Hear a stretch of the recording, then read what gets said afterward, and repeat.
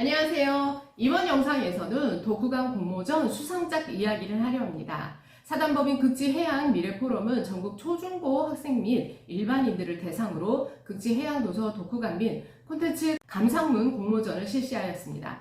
저희는 이 독후감 초등부문에 출전하여 우수상을 수상하였습니다. 독후감 공모전에 출전하기 전 저희 아이들과 함께 서울시립과학관에서 해양수산부 주최 극지체험 전시회를 하여서 그곳에서 남극 세종과학기지 연구원님들과 줌을 통하여 화상으로 만나는 시간이 있었는데요. 아이들에게도 저에게도 의미 있는 체험 시간이었습니다. 이 체험을 바탕으로 저는 한림출판사 마이클 브라이트 작가님의 북극 남극 책을 읽고 독후감을 써서 공모전에 출품하였습니다. 그리고 신문기사를 통해 남극에서 실내 농장을 가동하여 수박, 토마토, 호박 등 농작물을 수확했다는 소식을 읽으며 느낀 점도 같이 써보았습니다. 독후감을 써야 하는데 어떻게 써야 할지 막막하실 때 조금이라도 도움이 되셨으면 하는 마음으로 공모전 수상작을 소개합니다.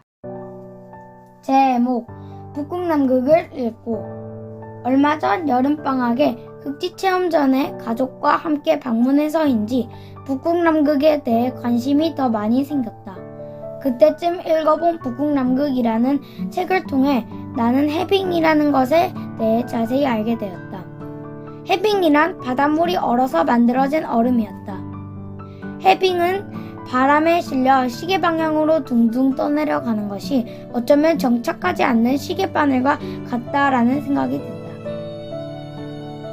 해빙이 생명이 없는 것이 아니라 우리에게 시간을 주고 있는 듯한 느낌이다. 그러면서 엉뚱한 상상을 해본다. 만약 해빙을 배 모양으로 만들면 북극에 여객선이 있지 않을까? 내가 상상한 그 해빙 여객선은 북극곰, 바다표범, 바다코끼리, 북극여우, 북극늑대 등의 삶의 터전이기도 하지만 인간들의 삶도 같이 타고 있을 것 같다. 그런데 궁금한 점이 생겼다. 북극에 없는 펭귄은 이 여객선을 탈 수 있을까? 그래서 남극 쪽을 읽어보니 그곳에도 여러 종류의 동물과 생물들이 서식하고 있었다. 이뿐 아니라 신문기사를 통해 잎채소와 열매채소가 남극에서 재배되었다는 소식을 알게 되었다. 남극 세종과학기지에서 실내 농장을 가동하면서 오이, 애호박, 고추를 시작으로 토마토, 수박도 수확했다고 한다. 최저기온 영하 25.6도의 혹한 인곳에서 새로운 생명이 자랄 수 있다는 것이 남극 대륙의 놀라움을 보여주고 있는 것 같다. 그 놀라움은 극지 연구원들의 숨은 노력이 있었을 것인데 가족과 함께 간 극지 체험장에서 수업으로만 할 수 있었던 줌을 통하여 남극 장보고 과학기지 연구원들과 얼굴도 보고 이야기도 할 수 있었던 소중한 시간이 생각난다. 궁금한 것이 너무 많았는데 그 중에서 나는 화장실 사용은 어떻게 하시는지에 대해 여쭈어보니 바닷물을 끓여서 정화한 뒤 쓴다고 하셨고 어떤 연구를 하시는지 남극에 떨어진 운석을 연구하신다고 하셨다. 내 남동생도 궁금한 것이 많았는지 몇 가지 질문을 하였는데 드시는 것 중에 김치도 많이 드신다고 하셨고 다른 아저씨도 있나요? 라는 질문에서는 통신사 연구원님도 보여주셨다. 그리고 머리를 어떻게 깎는지 궁금하다는 질문에는 요리사님께서 잘라주신다고 이야기해 주셔서 그 자리에 있었던 사람들이 웃었던 기억이 난다. 남극에서도 와이파이가 된다니 마치 오로라의 마법이 있는 북극의 해빙 시계바늘이 남극까지 안내해 시간 여행을 온 듯하다.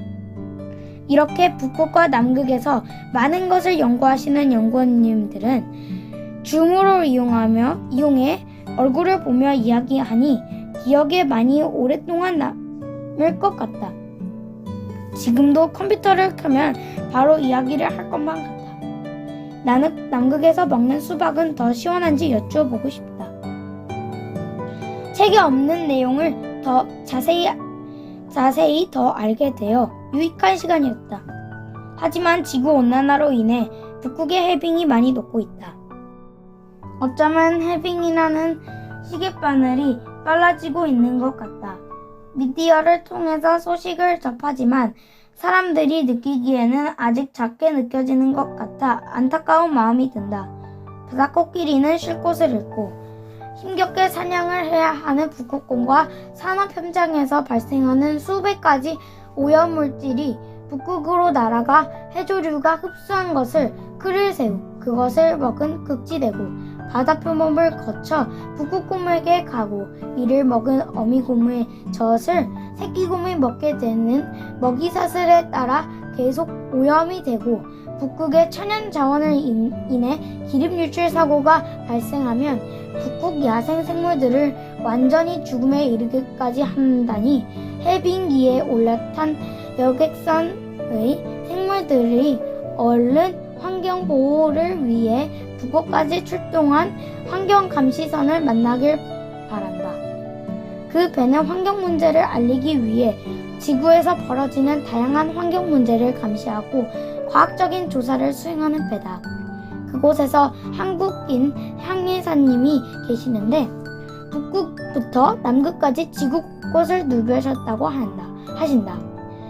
지구를 보호하는 활동을 하시니 다행이다라는 생각과 함께 나는 내가 할 수 있는 깨끗한 지구 만들기 위해 작은 역할일지라도 환경보호에 더 관심을 기울일 것이다. 작은 호기심에서 시작된 커다란 발견을 작은 환경 실천으로 시작하여 커다란 발명을 하길 바란다.